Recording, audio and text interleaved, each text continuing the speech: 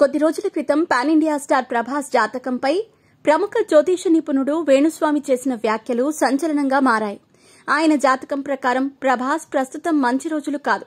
ప్రభాస్కు ఈ జన్మలో పెళ్లి కాదని, ఆయనకు పెళ్లి యోగం లేదని, ఆరోగ్యంపై కూడా ఓ యూట్యూబ్ ఛానల్కి ఇచ్చిన ఇంటర్వ్యూలో వేణుస్వామి సంచలనంగా మాట్లాడారు.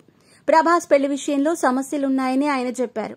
ఆయన వ్యక్తిగత జీవితంలో సఫర్ అవుతున్నారంటూ వేణుస్వామి చేసిన వ్యాఖ్యలు ఆయన అభిమానులకి కోపం తెప్పించాయి.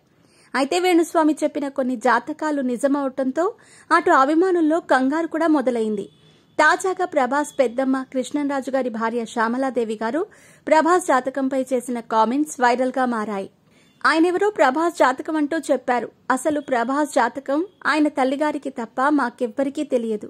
అలాంటిది ఆయన ప్రభాస్ జాతకంపై చేసిన కామెంట్స్ అన్నీ రూమర్స్. అవి ఎవ్వరూ నమ్మాల్సిన అవసరం లేదు అని కొట్టిపారేశారు. శ్యామలాదేవి గారు యూట్యూబ్ ఛానల్కి ఇచ్చిన ఇంటర్వ్యూలో ప్రభాస్ జాతకంపై ఇంటర్వ్యూ ఇచ్చిన క్లారిటీతో ఆయన అభిమానులు రిలాక్స్ అవుతున్నారు. ఇక ఇలాంటి వార్తలని ప్రభాస్ అస్సలు పట్టించుకోరంటూ ఆమె ఈ గాలి వార్తలని కొట్టిపారేశారు.